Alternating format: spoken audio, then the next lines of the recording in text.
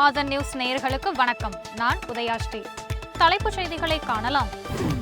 முதலமைச்சரும் திமுக தலைவருமான மு.க. ஸ்டாலின் தலைமையில் வரும் 7ஆம் தேதி மாவட்ட செயலாளர்கள் கூட்டம். திமுக எம்பிக்கள், எம்எல்ஏக்கள், தொகுதி பார்வையாளர்கள் பங்கேற்க உத்தரவு.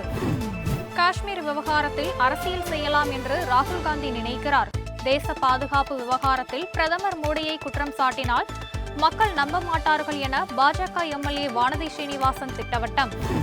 பல்கலைக்கழக பேராசிரியர்களுக்கு மே மாதம் ஊதியம் வழங்கப்படாததற்கு பாஜக முன்னாள் மாநில தலைவர் அண்ணாமலை கண்டனம்.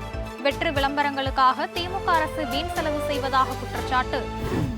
1538 கோடி ரூபாய் மதிப்பில் ஓட்டுநர் இல்லாமல் இயக்கப்படும் மெட்ரோ ரயில்கள்.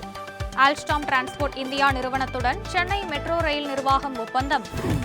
நீண்டகால நண்பர் என்ற முறையில்தான் டாக்டர் ராமதாஸை நேரில் சந்தித்து பேசினேன். பாஜகவுக்காக பேசவில்லை என ஆடிட்டர் குருமூர்த்தி பேட்டி. பாகிஸ்தானுடனான போர் நிறுத்தத்தில் அமெரிக்காவில் தலையீடு கிடையாது. ராகுல் காந்தியின் பேச்சை நிராகரித்த காங்கிரஸ் எம்பி சசி தரூர். இந்தியாவை யாரும் வற்புறுத்த முடியாது என்றும் பேச்சு.